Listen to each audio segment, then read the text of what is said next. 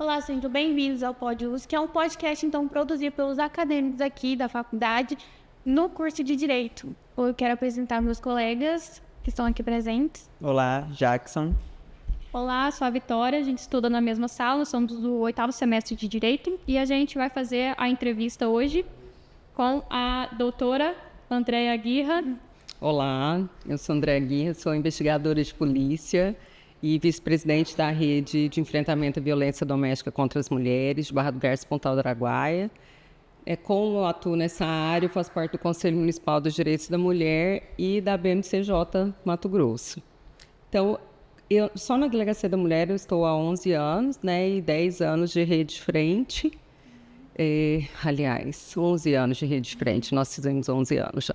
Então, é um assunto do meu dia a dia, né, o enfrentamento à violência contra as mulheres, ele é diário, porque a violência, como você mesmo falou, ela não escolhe classe, cor, idade, né? A violência contra as mulheres, ela pode-se dizer, democrática, né? Porque qualquer mulher está sujeita a sofrer uma violência ou várias em algum momento de sua vida.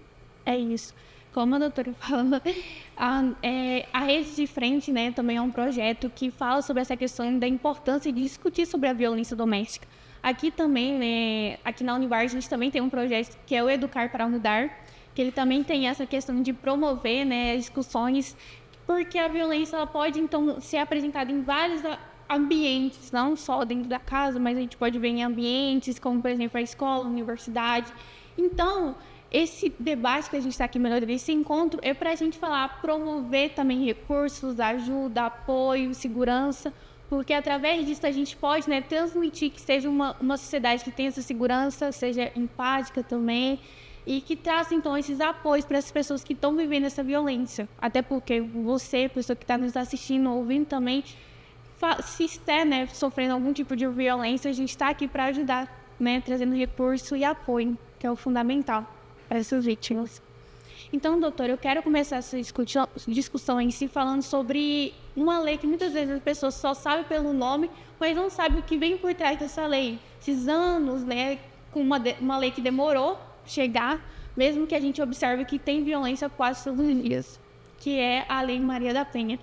Queria que você pudesse trazer um pouquinho sobre a importância dessa lei, a história também por trás dessa lei. Então, inclusive a gente trouxe a Maria da Penha aqui, né, em 2015, e ela mesma contou a história para todas nós, lá no ginásio de esportes. Então, a Maria da Penha é farmacêutica, né, de Fortaleza. Ela se casou com um colombiano e ela sofria violência, mas, como muitas mulheres, ela ficou muito tempo dentro do ciclo de violência, né, num relacionamento abusivo, sem ter como sair. Até que um dia ela sofreu uma tentativa de feminicídio. Ele deu um tiro nas costas dela durante a noite e ele falou que foi o ladrão que entrou na casa, teve toda uma história. Mas depois foi constatado que não, foi ele mesmo que tentou matá-la. E ele tentou matá-la por uma outra vez, quando ela saiu do hospital, foi para casa, ela ficou praticamente em cárcere privado e ele tentou matá-la novamente. Ela ficou paraplégica. A família conseguiu tirá-la da casa, né, e afastá-la do agressor, mas ela se sentiu injustiçada porque a gente não tinha uma lei que realmente garantisse, né, os direitos das mulheres e o agressor não tinha uma pena muito alta ou algo do tipo, né? Então foram 2 julgamentos, ele só ficou preso durante 2 anos. Então foi muito sofrimento para ela e para a família dela, né? E ela lutou com outras instituições, ONGs, e o Brasil foi condenado pela OEA a criar uma lei que protegesse as mulheres, né? E, inclusive tinha as determinações que tinham que ter, né, algumas coisas que tinham que ter obrigatoriamente nessa lei. Então a Lei Maria da Penha, né, que o nome foi dado em homenagem a ela traz uma série de coisas que a gente precisa fazer para o enfrentamento à violência contra as mulheres. Ela traz, por exemplo, os tipos de violência, né? Ela traz, depois a lei continuou mudando e ela trouxe, por exemplo, o descumprimento de medidas protetivas, né? E é engraçado porque a Lei Maria da Penha a gente pensa assim, então todos os crimes estão lá. Não estão, né? Vocês, como estudantes de direito, vocês sabem que é só o 24A, que é o descumprimento de medidas protetivas. Foi o primeiro crime que foi colocado na lei. Então, a história da Maria da Penha é muito forte, muito triste, mas foi necessária para que a gente tivesse essa legislação que está entre as 3 melhores, né, no enfrentamento à violência contra as mulheres. E a Maria da Penha sofreu tudo isso. É uma mulher muito forte, muito dócil, né? Ela é uma mulher sensacional, assim. Em pouco tempo de conversa com ela, a gente já fica feliz de conhecê-la, né? Mas a gente ainda tem pessoas aí que não acreditam na lei, homens que pedem a lei João da Penha, né? E a gente tem que explicar que o índice de violência contra as mulheres é altíssimo, não é contra os homens, né? Os homens sofrem, sim, violência doméstica, mas o número é muitíssimo pequeno, né? Então, a gente tem que valorizar essa lei, a gente tem que melhorar sempre, né? Porque a gente vai mudando também, a sociedade vai mudando e algumas coisas precisam ser mudadas, né? Naquela época, por exemplo, não era feminicídio, né? Era homicídio, e agora a gente tem a lei de feminicídio. Então, assim, a gente continua crescendo, a gente vem melhorando, né? A Lei Maria da Penha, ela traz também a necessidade de se ter mais delegacias da mulher, por exemplo, e a gente continua tendo poucas delegacias. Barra do Garças é uma cidade que tem, Barra do Garças, Pontal do Araguaia, né, que tem uma delegacia da mulher desde 1986, né, um ano depois da primeira delegacia criada no país, que foi em São Paulo, em 1985. Então, assim, isso é muito importante. É importante a gente valorizar o que está sendo feito também. Tem muito a ser feito, mas a gente tem que valorizar também o que foi feito até agora. A gente observa também que hoje, né, o número de violência em si está aumentando. A gente pode ver, por exemplo, em notícias, em jornais, em redes sociais, e é perceptível até esse aumento em si da violência. Só que a gente observa que muitas vezes são discutidos, eu estou sofrendo violência quando eu percebo que é uma violência sexual. Muitas vezes as pessoas não sabem que, por exemplo, tem outros tipos, então, de violência. Então, doutor, você pode explicar mais ou menos qual que seriam esses outros tipos de violências?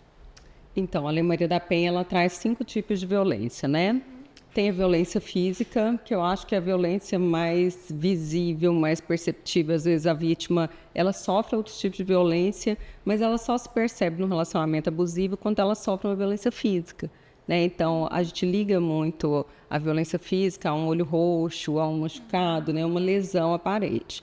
Mas a gente tem também a violência sexual, que às vezes é pouco falada dentro do relacionamento, né? Porque às vezes por todo o histórico que a gente tem de uma criação machista, né? Desse mundo complicado que a gente vive, né? Do sexo obrigatório dentro do relacionamento.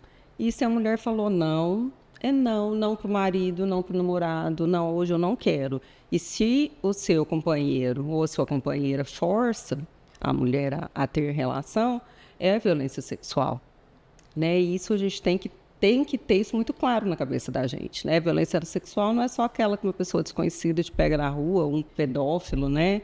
Não, a violência sexual, ela acontece também dentro do relacionamento. A gente tem a violência moral, que acontece muito, muito, e às vezes as mulheres não percebem também porque acham que os xingamentos são normais, né? Puta, vagabunda, né? Burra. Então, isso é injúria, né? Então, a injúria, a calúnia e a difamação, elas estão na violência moral.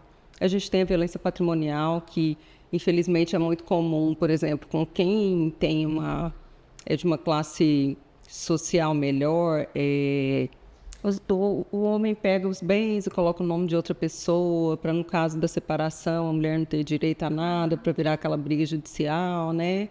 Às vezes a mulher trabalha, mas tem todo o salário que ela ganha retido pelo companheiro ou pela companheira, ou ela é impedida de trabalhar, né?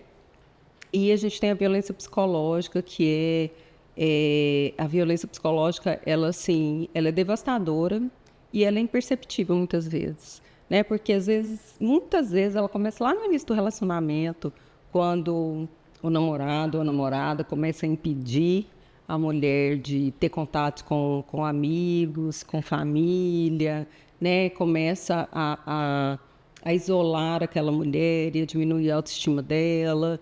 E isso vai crescendo, crescendo, e chega uma hora que essa mulher nem sabe mais quem ela é, sem esse agressor, né? Então, isso é a violência psicológica, e às vezes a mulher chega na delegacia porque ela foi ameaçada, né? E quando você começa a conversar com ela, assim, em 5 minutos de conversa, você percebe todos os outros tipos de violência. Você percebe que ela já sofreu todos os tipos de violência. Mas, por exemplo, ela levou um empurrão há muito tempo atrás, então ela acha que aquilo lá nem foi uma violência. Né? Então, a gente precisa falar sobre os tipos de violência, sim, porque as mulheres precisam perceber que elas estão sofrendo violência há muito tempo. Né? E, às vezes, elas não sabem nem o que fazer e nem que isso é violência. Às vezes, elas só não estão se sentindo bem dentro do relacionamento, né? Mas não sabem que aquilo é uma violência. Exato. Então, a gente percebe que grande parcela dessa violência é própria dentro da casa. Muitas vezes é invisível, não é perceptível, mas realmente acontece. Muitas vezes, eu até estava vendo casos, pessoas ao redor que foram saber isso quando a pessoa realmente contou que estava realmente acontecendo isso. Diante disso, doutor, eu queria saber mais ou menos como a pessoa, então, denuncia. Muitas vezes, pessoas próximas, como que ela faz isso realmente?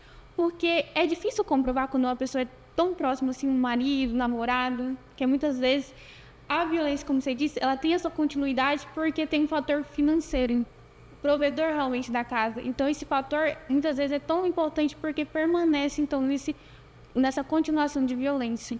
Então, como comprovar? Então, hoje a gente fala muito na palavra da vítima. A palavra da vítima, ela tem valor. Né? Então, às vezes, a mulher pensa, a violência só acontece ali dentro da casa. Ninguém mais sabe, às vezes a família não sabe, as pessoas mais próximas não sabem. Às vezes até pensam que tem algo errado, mas não sabem que é uma violência mesmo, né? Uma violência doméstica, familiar. Mas quando a vítima chega na delegacia e ela conta o que aconteceu, a nossa primeira reação é acreditar nessa mulher.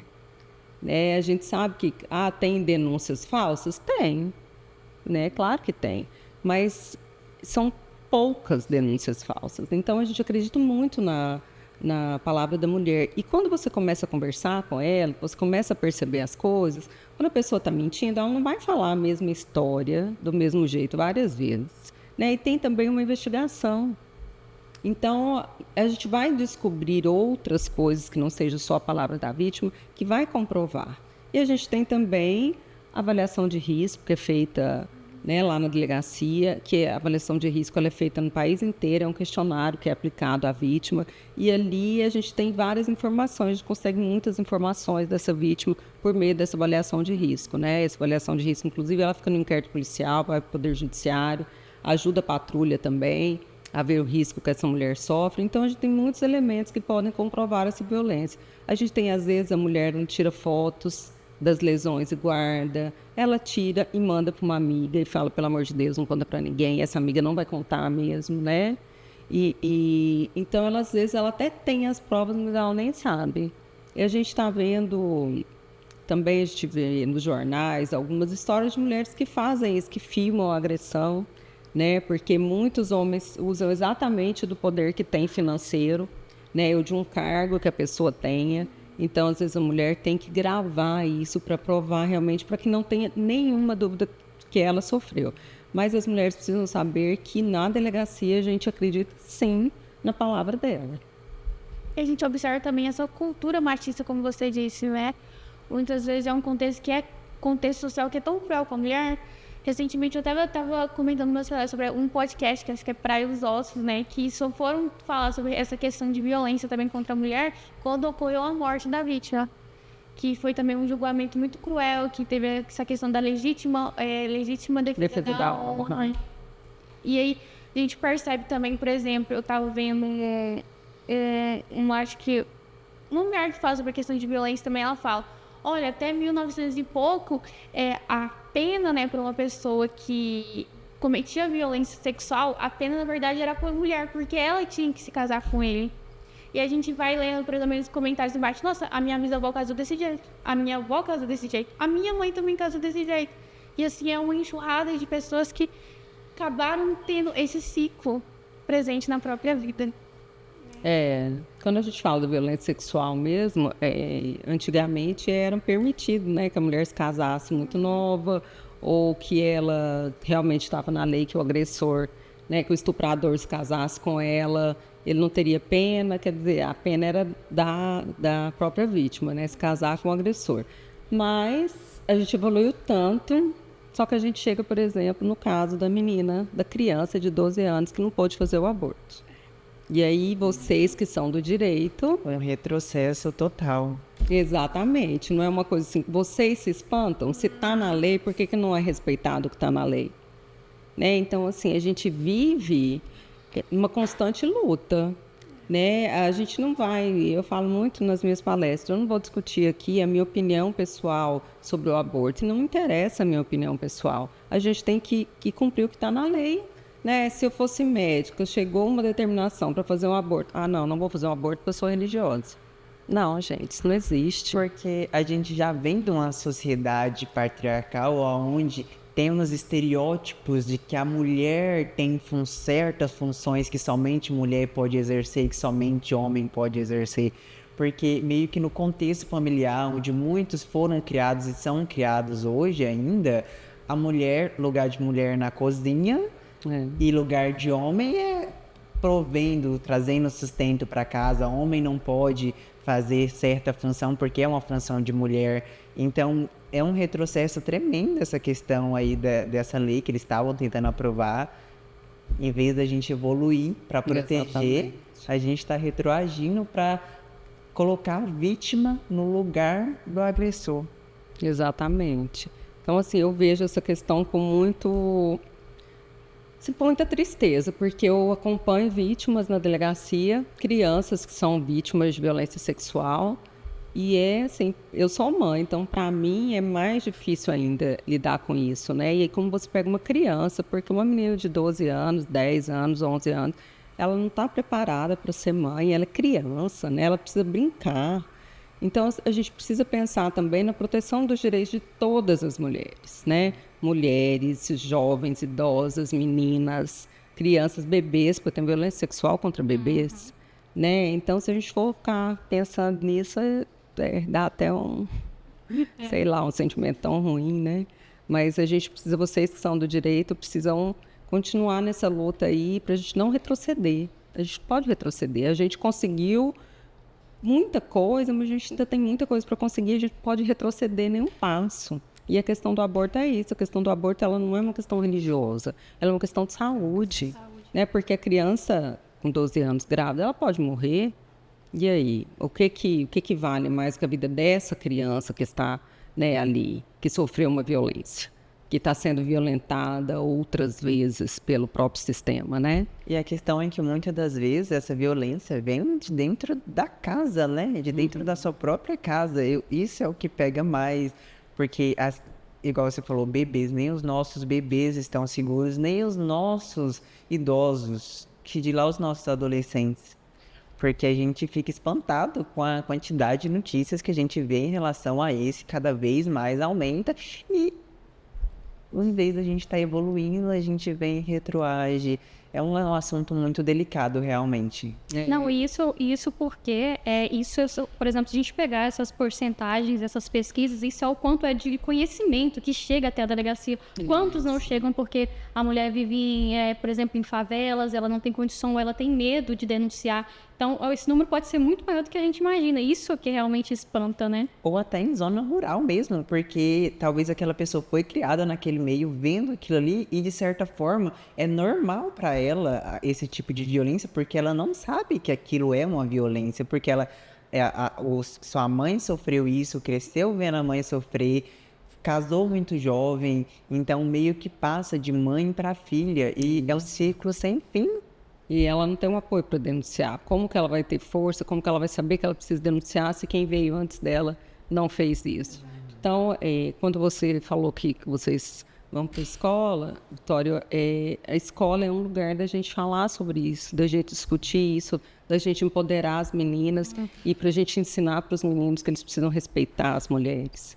Né? Quando a gente fala da violência sexual também, nas escolas a gente tem que falar sobre a violência sexual cometida contra meninas que estão embriagadas, que estão inconscientes, né? Sobre os nudes que são mandados aí, jogados nas redes sociais, as filmagens que são feitas ali pelo casal na sua intimidade, de repente termina o namoro, né? E isso acaba com a vida da menina, mas o menino não. O menino continua lá na escola, muito lindo, garanhão, né? Mas a menina, ela é taxada de puta e acabou com a vida dela. Então, a gente precisa falar sobre isso também, né?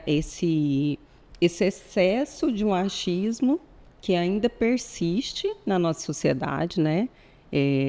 Se você pensasse isso, já era para ter melhorado muito, né? Não, mas a gente continua aí com esse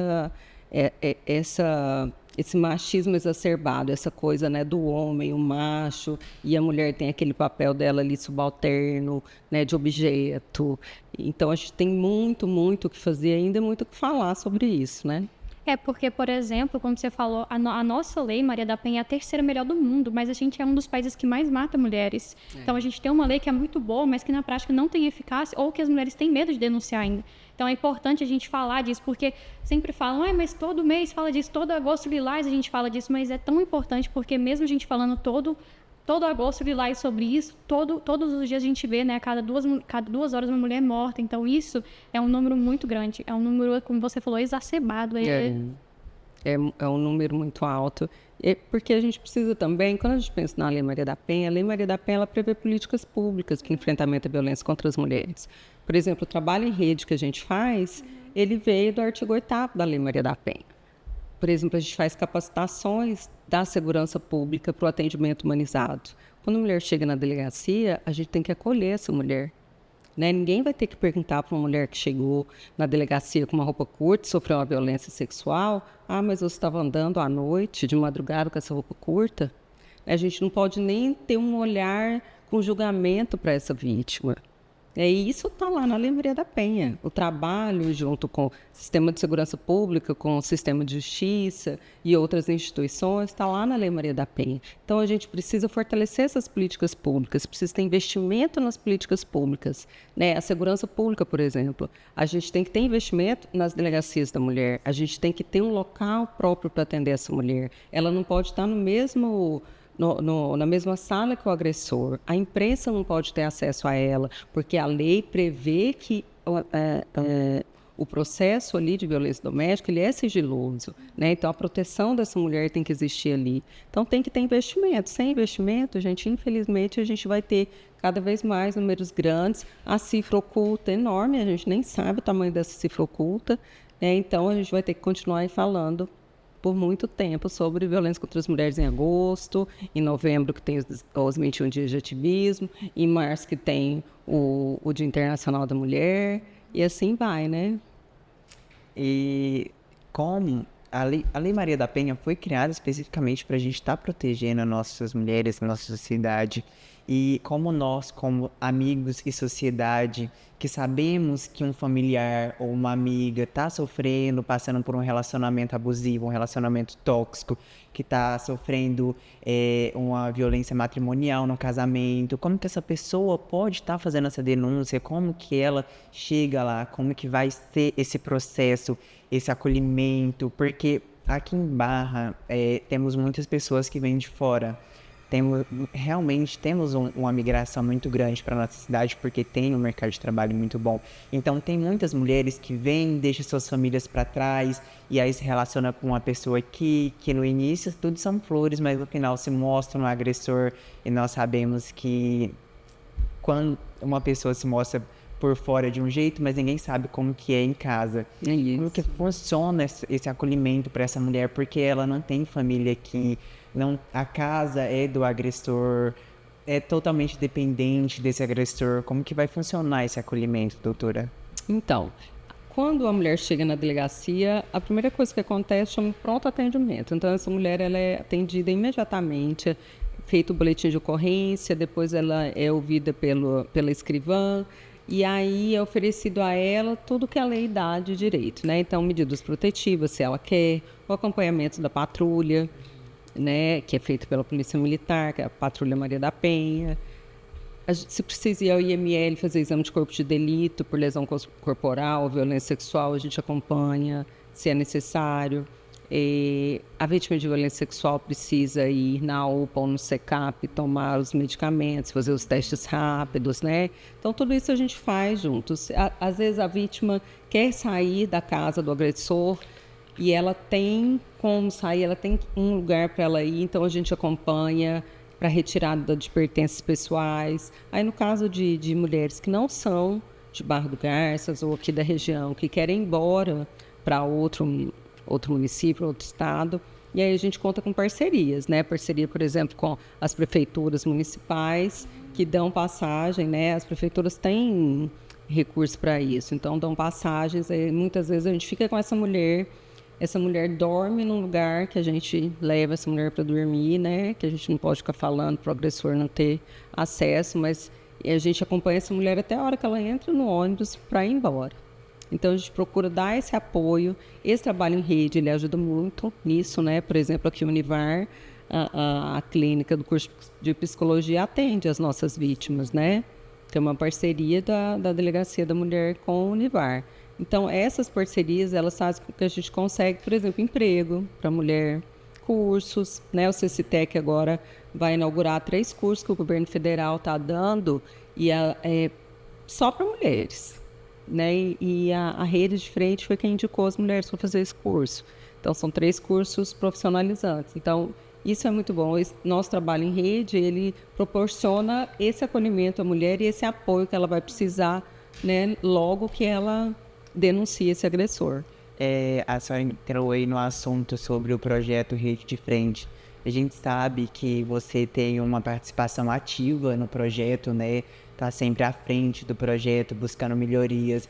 Você poderia estar explicando um pouco mais sobre o projeto, como que funciona em questão a nossa região, para a gente saber mais, porque é um projeto muito interessante e a gente precisa muito desse projeto, porque, igual os colegas mesmo falaram, mesmo a gente falando, sempre relembrando sobre isso, é sempre bom a gente relembrar, é muito bom a gente ter projetos e saber que tem pessoas lutando a favor. Então, você poderia dar uma introdução pra gente? Então, a rede, ela foi criada em 2013, né, como uma parceria entre instituições. O Ministério Público, Poder Judiciário, Defensoria Pública, que, aliás, a primeira vez que se falaram em fazer alguma coisa foi numa audiência, que estava a doutora Lindau, a defensora pública, a doutora Luciana Abrão, que é a promotora de justiça, e o doutor Wagner Plaza, juiz, que hoje está em Rondonópolis. E aí eles convidaram outras instituições para pensar numa forma de enfrentar a violência contra as mulheres e não só prender, soltar, né? Não só o básico.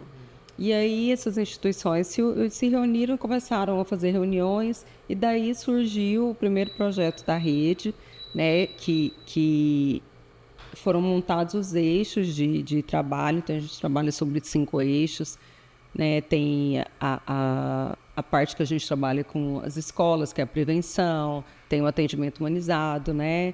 Tem a parte do Poder Judiciário, o Ministério Público e Defensoria, que é dar agilidade aos processos de violência. Então, a rede vem trabalhando em todos os aspectos, em tudo que está lá na Lei Maria da Penha. Então, a gente faz capacitações com as instituições, né? Segurança Pública, Saúde, Educação. A gente faz mostras estudantis, que é onde a gente vai para as escolas e faz mostra, né? Que é como se fosse uma competição, né? Entre as escolas. Já tivemos de vídeo, mostra de música, de teatro, com boas premiações para as crianças e adolescentes participarem mesmo, né?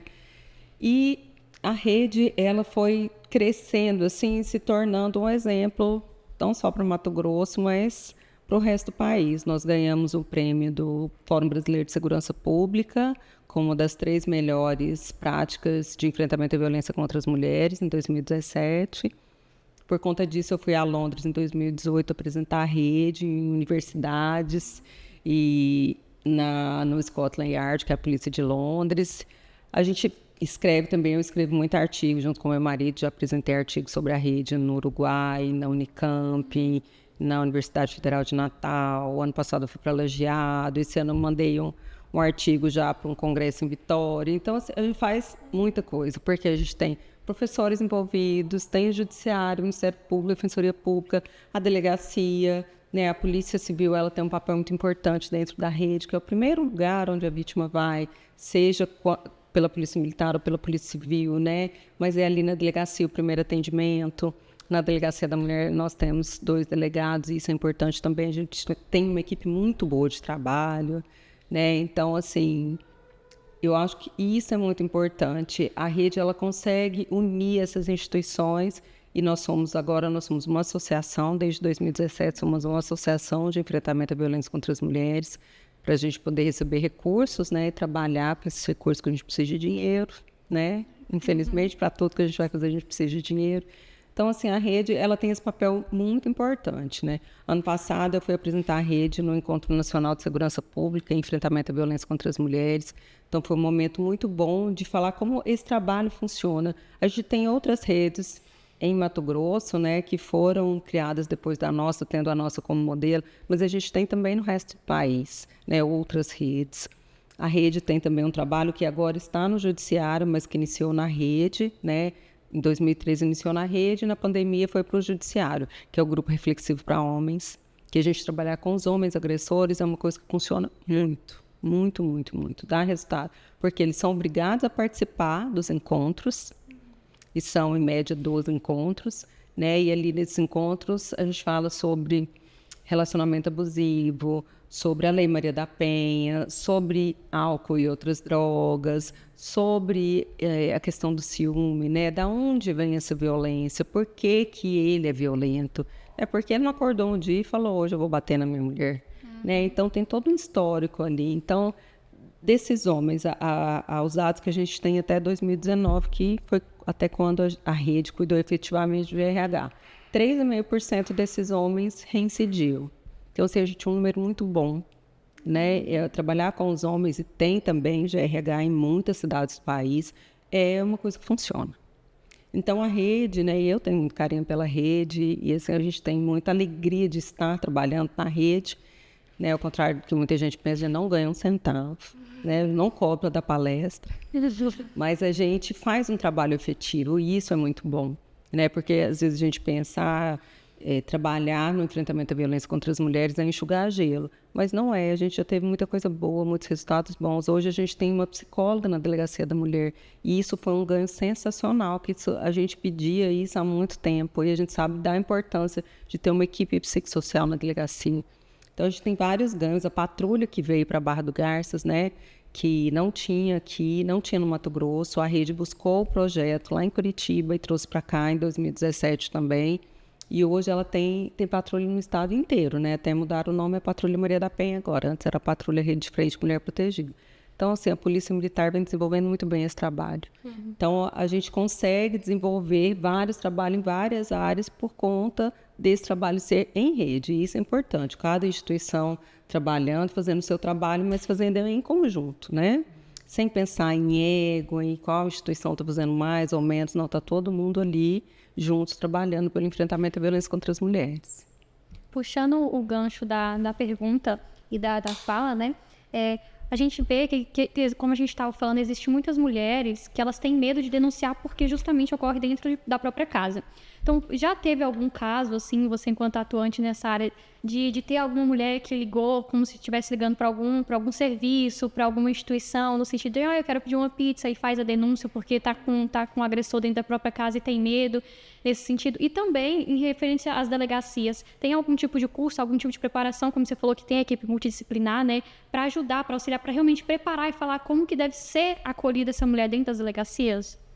Então, com relação a pedir pizza, eu não lembro que em Barra do Garças isso tenha acontecido.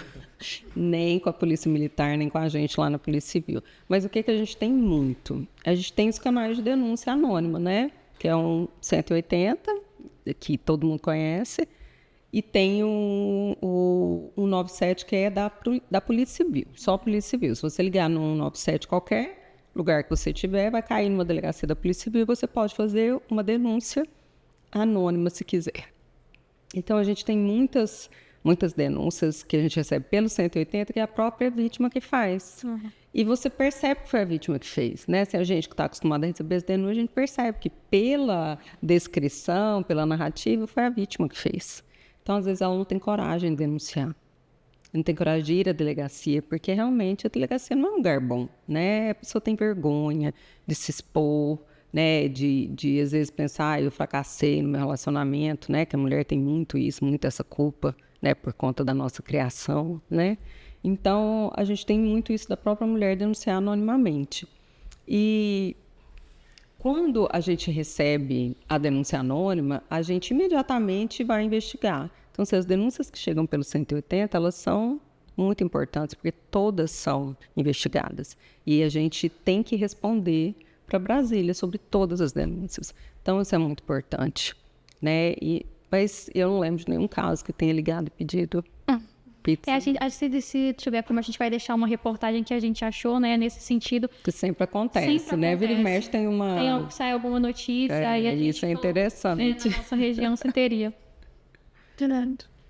Até porque a gente sabe, né, que a vítima nessa questão de a senhora falou mesmo do medo da vítima de ir lá denunciar, porque querendo ou não a vítima fica taxada na sociedade, o homem acaba saindo, fica muito tempo detido e acaba que quando sai em questões de violência sexual, acaba saindo depois e nada acontece, como um garanhão, e a mulher fica taxada como abusada. E nem é a questão da roupa, porque a gente sabe que não é questão da roupa, porque tem notícia todo dia, como falamos mesmo, idosos, crianças, e roupa não influencia em nada, independente se ela tá com a roupa curta, com a roupa pequena, isso não vai influenciar. Então a gente já sabe disso. Então eu realmente tenho que seguir um segredo de justiça, porque essa questão de quando a mídia sabe, que torna ainda mais uma cidade pequena.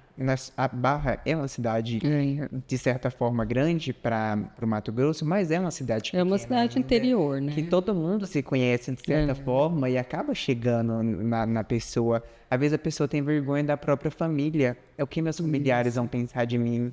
Ou a pessoa fica detida ou retida com medo. Nossa, meus filhos, tenho que aguentar pelos meus filhos. E na verdade, você me perguntou sobre a capacitação de policiais também. Às vezes a gente brinca que a gente tem que ser um pouco psicólogo, né? Porque às vezes a vítima procura a delegacia também e ela não quer denunciar o agressor. Ela quer uma orientação, ela quer conversar. E a gente está lá para isso também, né? A gente não está lá para prender o agressor somente, ou, como muita gente pensa, destruir o relacionamento, destruir o casamento. Não, a gente está ali para acolher a vítima e a gente tem capacitações anuais para a segurança pública, né? Inclusive, a diretoria da Polícia Civil faz também, por meio da Academia de Polícia, faz cursos para a gente melhorar o nosso atendimento, né? A gente também tem, anualmente, a Polícia Civil, por exemplo, tem uma avaliação anual e a gente tem que ter cursos para fazer, para passar nessa avaliação. Então, quando eu entrei na polícia 17 anos atrás, não tinha. A gente falava sobre a Lei Maria da Penha, que era muito recente, né? Tinha 1 ano só de Lei Maria da Penha, mas a gente não falava sobre atendimento humanizado, né, para vulneráveis. E hoje a gente fala muito sobre isso. E a gente tem que estar atento a isso, tem que ter um olhar diferenciado. A delegacia da mulher não é igual a uma delegacia de roubos e furtos, por exemplo, né? Que a vítima chega lá porque foi furtada, mesmo que tenha tido uma violência, não é a mesma coisa que a violência doméstica familiar contra a mulher, né? São profissionais totalmente capacitados para dar o melhor atendimento. Então, isso é o que a gente espera, mas se não acontece, a gente tem a violência institucional que pode ser denunciada para o Ministério Público, Defensoria Pública, Poder Judiciário, né? Porque a vítima ela não pode ser revitimizada dentro das instituições que precisam protegê-la, tanto a segurança pública como o sistema de justiça. Eu creio que grande parte das vítimas tem realmente esse medo de achar que chegar lá vai acabar sofrendo um tipo de violência da própria instituição, por isso que já não vai. Ou o próprio agressor que também faz o abuso psicológico, falando que não vai ter ajuda, que ela depois não vai encontrar ninguém, que é uma... Ninguém vai acreditar nela. Vocês não viram a notícia que o agressor entrou na delegacia ontem, atrás da vítima, aí tinha medidas protetivas, e ele ficou preso. Foi feito flagrante. E sobre o botão do pânico? Então, o botão do pânico, quem fornece aqui é o Poder Judiciário. Então, às vezes, o agressor é preso, nesse caso, por exemplo, se a mulher pedir ou se o juiz ou a juíza entender que há necessidade, dá um botão do pânico para a mulher e o agressor já sai da cadeia pública com tornozeleira, né? Que se ele se aproximar dela, o botão do pânico vai fazer lá, apitar, né? E aí chama a polícia. É muito interessante. Inclusive, semana passada, na verdade, né, a gente teve um lançamento de um filme que foi uma adaptação de um livro, que o nome é Assim que Acaba. que assim, no começo gerou bastante crítica, porque as pessoas não querem falar sobre o pior do ser humano, né? As pessoas querem um livro que fala que vai dar tudo certo no final, e esse livro não retrata isso. Só que é um livro que a gente gosta muito, que a gente fala, porque é muito importante. Em todas as nossas palestras, a gente gostava de levar ideias de livros que falavam sobre o assunto, ideias de filmes, justamente por serem pessoas que eram menores, estão nas escolas, né, com as crianças, para falarem com as crianças. E justamente nesse livro fala tudo que a gente acabou de relatar, né? Fala sobre a mãe que sofre violência e aí ela se percebe num relacionamento com violência, ela fala, nossa, eu tô criando um ciclo. E aí nesse relacionamento abusivo, ela tem uma filha com esse agressor e é justamente uma fala dela no livro, é no sentido de eu não vou perpetuar esse ciclo, eu vou terminar esse relacionamento diferente do que a minha mãe fez, porque eu não quero passar essa violência para minha filha. Então isso é muito importante, porque é um livro que fala não só sobre você está vivendo o relacionamento, mas o pós. Então ela termina, mas ele ainda vai atrás, ele ainda violenta, ele usa a filha como justificativa para ter acesso a ela. Então é um livro que a gente acha que é tão importante e que, assim, às vezes é tão um pouco falado ou gera uma crítica, porque normalmente quando a gente de leitores, a gente gosta de um livro romance, de falar que vai dar tudo certo. Então é um livro que é tão importante, já fica uma dica de leitura, né, para quem quiser assistir. Mas como que, assim, na sua opinião pessoal, até enquanto atuante, como que isso influencia na criação dos filhos? Como a gente falou, ela falou que para não perpetuar. Então, assim, vocês acham que tem algum tipo de influência essa criança ter acesso a essa vítima? Isso gera algum prejuízo nessa consciência de ela ou os homens se tornarem agressores porque vive naquele ambiente, acha que aquilo é normal, ou a mulher continuar todos os relacionamentos que ela ter essa tendência a ir para um cara que seja mais abusivo por conta dessa criação familiar? Sim, a gente sabe que isso influencia demais, né? Quando a gente tem uma mãe que sofre violência, quando a gente tem um ambiente violento, a gente cresce num ambiente violento, então a violência vai ser normal para essa pessoa, né? Então a chance desse menino se tornar uma mãe agressora é grande e a chance dessa menina procurar relacionamentos abusivos é grande também, que ela vai procurar homens parecidos com o pai dela, né? Então, quando a gente fala que a gente tem que tomar cuidado e que muita gente, às vezes, é exagero quando você fala que aquela frase terrível, né, que menina veste rosa e menino veste azul. Quando a gente pensa nisso, é lá de pequeno mesmo que a gente ensina que não importa a cor, a menina ela tem que brincar assim de bola e carrinho, porque o menino brinca de bola e carrinho lá fora de casa. Então ele aprende que ele tem que sair de casa, que ele tem que conquistar o mundo. E a menina aprende que ela tem que ficar em casa porque ela aprendeu a brincar de boneca e de fogãozinho, essas coisas, né? Então começa ali de pequeno já. Então, quando você tem, por exemplo, eu tenho 3 meninos. Então a minha assim, eu tenho uma obrigação de criar meninos. Não são meninos não machistas, meninos feministas, porque meus filhos são criados assim, né? Meu marido é professor universitário também, então ainda bem que ele tem uma cabeça muito boa, senão também a gente não estava junto até hoje, né? Mas a gente cria os meninos para o respeito, né? Respeito, porque se a gente ensina o respeito geral, então eles vão respeitar qualquer pessoa, seja namorada ou namorado, qualquer pessoa, né? De relacionamento, de qualquer relacionamento. Então, isso é muito importante. A gente ter um ambiente saudável é importante. Muitas mulheres terminam um relacionamento quando elas percebem que os filhos estão sofrendo, que o filho, a filha já tá tendo, por exemplo, problemas na escola por conta desse relacionamento, ou está sofrendo a violência também, né? Porque muitas vezes esse agressor ele é muito agressivo também com filhos e filhas, né? Então, essa pode ser uma razão que dê força para essa mulher sair do relacionamento abusivo. Isso é muito importante. Mas a gente tem que ter consciência, enquanto pai e mãe, enquanto responsável por essas crianças, que o que a gente faz realmente vai influenciar na vida adulta. Né? Então, se eu tenho um relacionamento saudável com meu marido, meus filhos vão procurar relacionamentos saudáveis. Se meus filhos não veem o meu marido me desrespeitando, né, me xingando, sendo violento comigo, eles não vão ter esse exemplo para eles fazerem isso também. Então, isso é muito importante, né? O nosso papel enquanto educadores, enquanto pais e mães, que eu acho que essa tem que ser uma escolha nossa. Se não quer ter isso, não quer ter essa responsabilidade, não seja pai, não seja mãe, ninguém é obrigado a isso, né?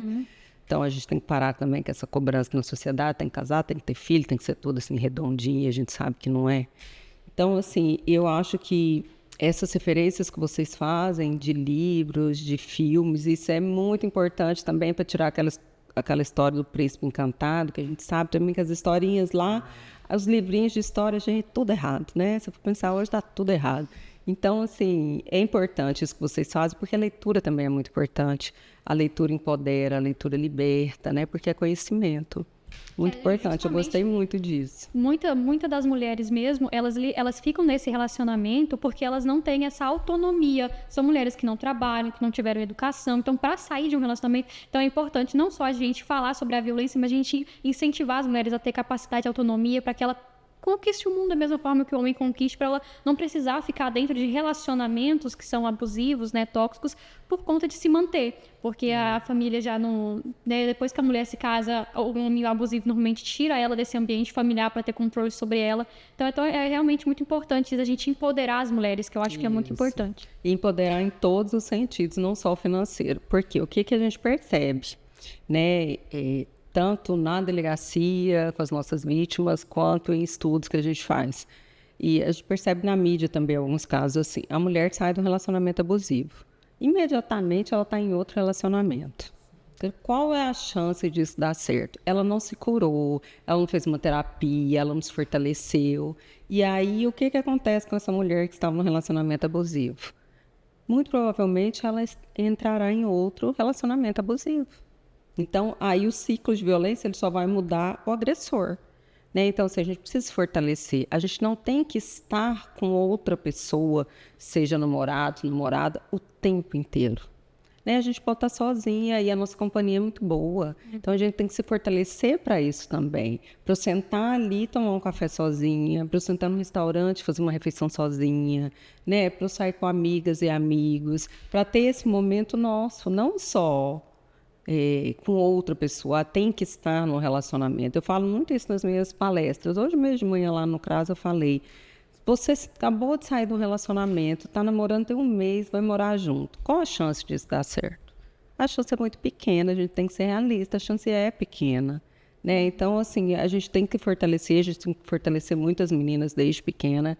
É bom ficar sozinha. É bom ficar sozinha, né? É bom a gente se fortalecer, depois acha uma pessoa legal, vai se relacionar ou não também, né? Nem sempre a gente tem que estar buscando um relacionamento. Eu acho que é porque, igual a gente estava falando, o nosso seio familiar, porque os filhos são reflexo dos pais, então a gente busca o que a gente tem em casa, né? O relacionamento, a gente não, independente da criação, a gente vê aquele ali, casou, ter filhos e é isso. Então é isso que a gente acaba buscando. Então, vendo isso, vendo essa... É que a gente acaba buscando no outro. E voltando no tema do filme que a Vitória estava falando, eu acho que foi baseado no livro assim que acaba da Colleen Hoover. Eu acho que tem uma cena do filme, spoiler, que é muito importante, que eu tava julgando horrores o filme, porque nas primeiras agressões... ela meio que mentalizaram, mostraram no filme como se fosse... Acidente. Como se fosse acidental. Mas só que depois, eu achei que foi o pulo do gato no filme. Eles mostram, gira a chave na cabeça dela na última agressão, que ela revive os acidentes. E ela começa a perceber que não foram acidentes, foram agressões. E meio que... trazendo para nossa realidade, realmente acontece isso. É uma lavagem cerebral, é um abuso psicológico tão grande que a vítima acaba achando que é acidente. Ai, não, levei um tapa, mas foi um acidente, ele vai mudar. Aconteceu só essa vez, não vai acontecer de novo. A culpa foi minha. A culpa foi minha, foi eu que fiz errado. Enfim, temos uma série brasileira também que é maravilhosa, indicação para quem quiser assistir, que é Bom Dia, Verônica. Muito boa, retrata muito essa questão de pessoas, de homens que têm poder e a mulher que não tem o poder, como que funcionaria essa questão, sabe? É uma série muito boa. Inclusive, você tem que dar um spoiler aí, que é uma série punk, assim, né? Gente, a série é boa. Vai assistir com a cabecinha boa. Tem um psicológico bom pra assistir, porque ela é pesada. Sim, é uma série bem pesada. Retrata cenas e situações muito pesadas, mas são coisas que acontecem no dia a dia. Nesse exato momento pode estar acontecendo com a pessoa. Então, leiam, assista. Vocês, porque eu não posso. Eu já vejo isso todo dia, eu não gosto de assistir essa série. Depois de Verônica eu assisti porque eu fiquei muito curiosa, mas eu achei tão pesado que a segunda temporada, eu acho que eu assisti 1 ou 2 episódios só e parei. E só vai ficando mais pesada essa série. Pois é, então assim, eu não... A gente fica imaginando, realmente isso acontece, e acontece. É tão pesado que é até meio difícil da gente acreditar que aquilo ali realmente acontece, que é uma coisa relacionada ao cotidiano. E é por isso que eu acho que é tão importante a gente falar, por justamente isso é uma coisa que normalmente a gente quer esconder, ou a gente não quer ver. Então, a gente tem que falar o tempo todo. Então, acho que outra coisa que é super importante é o apoio, porque muitas das mulheres, às vezes, ela vai falar com alguém, a pessoa fala, não, mas ora, que a gente joga muita religião, ora, ou ele vai mudar, tem que conversar, tem que ser, não, mas você também provoca. Então, assim, a gente tem que ter apoio, não só, assim, a gente tem essas palestras que é super importante, o trabalho que você faz na Rede Frente é importante, muito bonito, mas a gente também tem que ter o apoio da família, saber com quem a gente pode falar, porque não são todo mundo que vai apoiar a gente, às vezes as pessoas só querem que você continue o relacionamento, principalmente familiares, né, para manter aquela imagem de família unida, de família bem vista, mas que normalmente não é assim que acontece, obviamente não é assim que acontece. Então, acho que é muito importante a gente ter ambientes, amigos, famílias que a gente realmente apoia a gente, porque a gente fala sobre isso, mas é importante falar sobre a violência desde casa, né? Das mães falarem, filha, a gente precisa conversar isso, olha, você não pode tratar fulano assim, com os filhos, né? Porque eu acho que é outra coisa que tem que começar dentro de casa. Tem. Quando, por exemplo, a gente apoia alguma coisa que o filho ou a filha faz na escola, que a gente sabe que está errado, mas, né, não, dá muito apoio, não impõe regras, rotina. A criança precisa disso, né? Se você cria um menino que ele faz o que ele quer, que ele briga na escola, que ele bate na escola, né, nas crianças da escola, seja menino ou menina, ele vai crescer achando que ele pode isso. E uma hora isso vai se voltar contra a própria família, ele vai bater na mãe, né, ele vai querer bater no pai também, então a gente tem que pensar nisso tudo. E uma coisa importante também é a gente pensar que a violência contra as mulheres, ela não está só na classe baixa. As mulheres que têm uma posição social, que têm dinheiro, elas sofrem violência. A grande maioria não denuncia por vergonha, porque às vezes também não tem o apoio da família, que não quer que ela volte para casa, que acha que o marido, ela tem uma vida boa ali com o marido, e às vezes até ela tem sua própria profissão, mas ela não quer ir na delegacia, porque se sente constrangida e tudo, mas sofre também. Então a gente tem que falar sobre isso. Né? Essas mulheres sofrem. Por que essas mulheres estão sofrendo ainda? Por que a gente não consegue chegar nessas mulheres? Né? Então, a gente tem que estar sempre falando, sempre discutindo, para tentar também outras ações, né? e outras, buscar respostas para isso, para essas mulheres que ainda estão ali sofrendo e que muitas vezes estão, como vocês falaram, às vezes estão num assentamento, em algum lugar assim que tem pouco recurso, às vezes não tem nem como sair dali para fazer uma denúncia. Mas pode denunciar no 180, gente. 180 é sensacional. E os projetos refletem e dão resultado. Nosso projeto mesmo, a gente teve, que a gente apresentou em escolas também, teve situações de próprios alunos falando o que aconteceu com elas, sabe? E toca, porque, gente, pessoas bem novas, a gente é novo também, mas só que pessoas bem mais novas que a gente já tá passando por esse tipo de violência. Isso. Namoros violentos, né? Namoros violentos, porque realmente o que a gente está falando aqui, os filhos são os reflexos dos nossos pais, a forma que a gente é criado reflete muito, então a gente tem que criar mulheres fortes, mas homens fortes também que saibam respeitar as suas parceiras. Isso, homens e mulheres, porque a Lei Maria da Penha também, ela vale para relacionamento entre mulheres. E a gente atende mulheres na delegacia, mulheres que estão agredindo suas namoradas, suas companheiras. Né? Então, isso é triste, porque não é ser agressor, no caso da violência doméstica, não é só para o homem, não é só o homem que é agressor. Então, isso é triste, né? A gente fala tanto em defender as mulheres, mas tem mulher agredindo sua companheira, sua namorada, né? Isso é triste. Não, e a gente toca também em outro ponto, que eu acho que é importante, que a gente não comentou ainda, que é no sentido de que, assim, a gente fala violência doméstica e familiar, as pessoas acham que a violência doméstica acontece só no âmbito familiar. Mas se você tem uma afinidade, por exemplo, no seu trabalho, de você ter uma convivência, todo dia você tá ali, se você sofre um abuso, no sentido ali do trabalho, nesse ambiente que você vai todos os dias, é também uma violência doméstica nesse sentido? Ou não? Ou é só realmente ali no âmbito da família? Não, a violência doméstica familiar, ela não chega ao trabalho. O trabalho, por exemplo, a gente tem o crime de assédio, né? O assédio, às vezes assédio sexual, assédio moral, né? Mas a violência doméstica familiar, muitas vezes ela está ligada ao casal. E a gente tem muitos casos de netos, netas que abusam de seus avós, de suas avós, tanto financeiramente quanto sexualmente, né? A gente tem, às vezes, tio com sobrinha, pai com filha, né? Então, a gente tem os outros casos, mãe e filho com mãe, filha com mãe, né? Então, dentro dessa violência doméstica familiar, a gente tem muitos atores, né? Não só o companheiro e a companheira, ou a companheira e a companheira.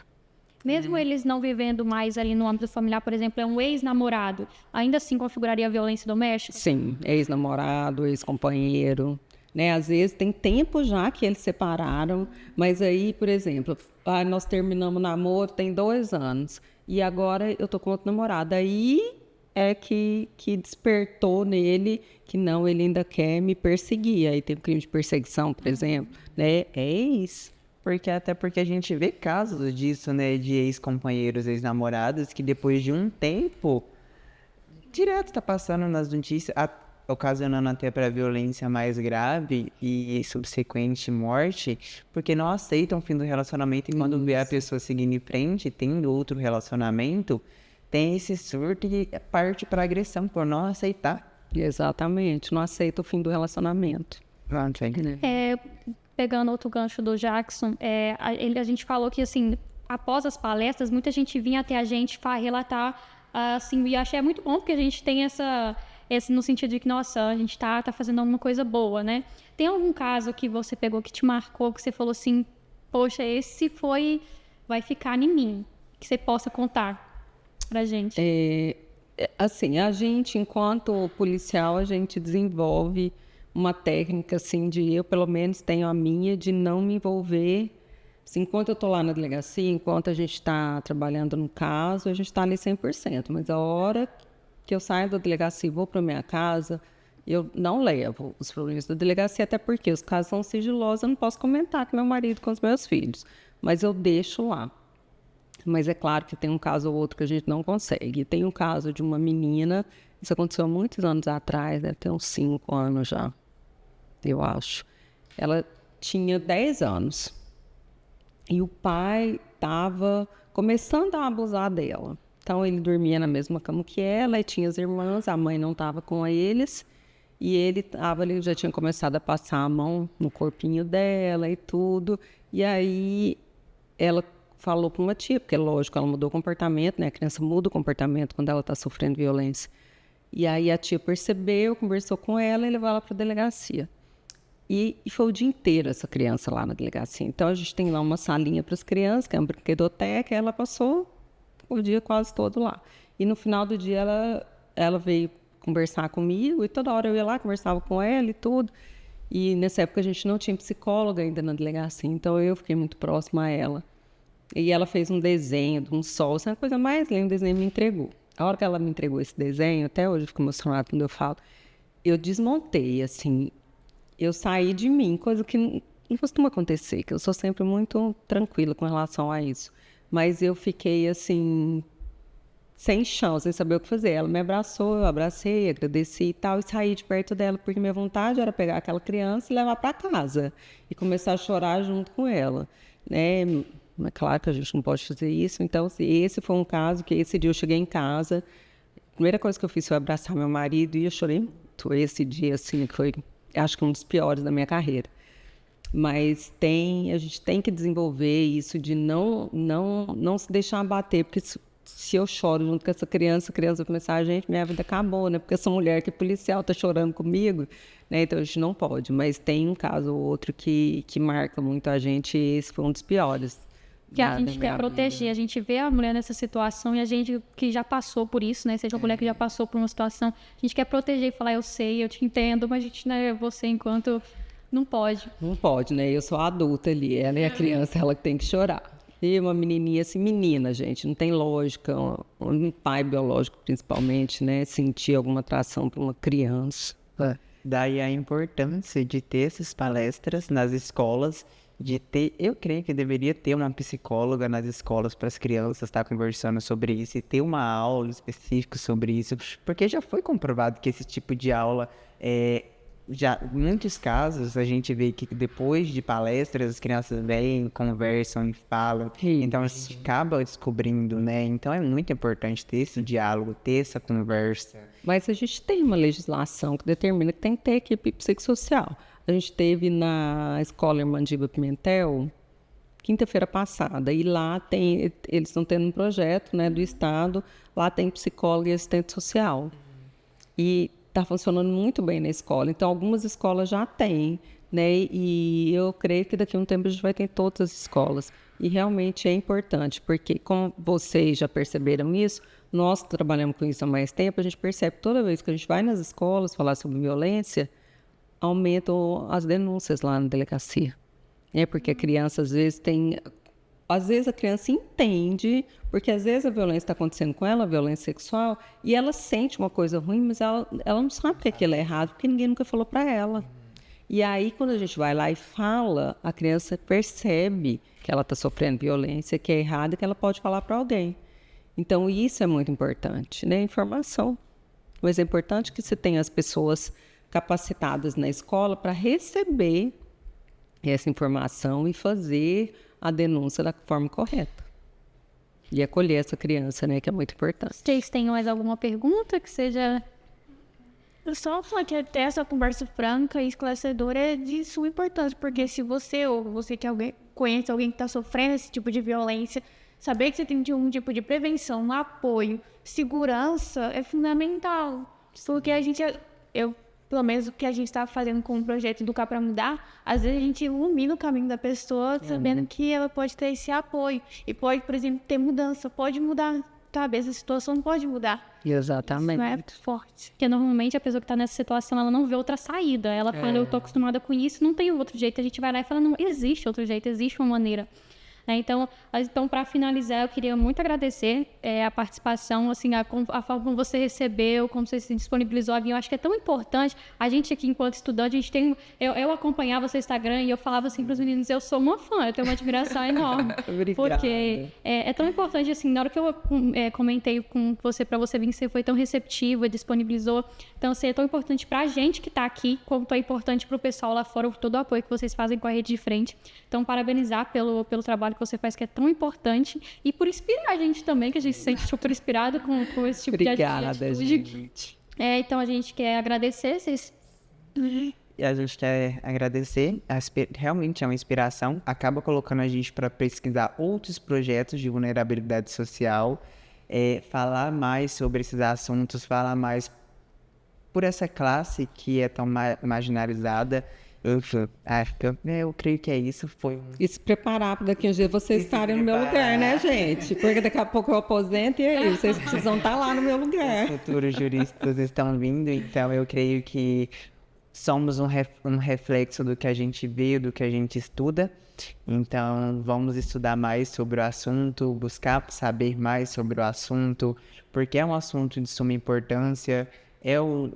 Só tem a acrescentar, não vai diminuir nada na sua vida, isso só tem a acrescentar na sua vida, então não custa nada você dar uma pesquisada sobre, estudar sobre, independente se for relacionado à violência doméstica ou outro tipo de consulta, de pesquisa. Então, esse diálogo nosso aqui foi muito bom.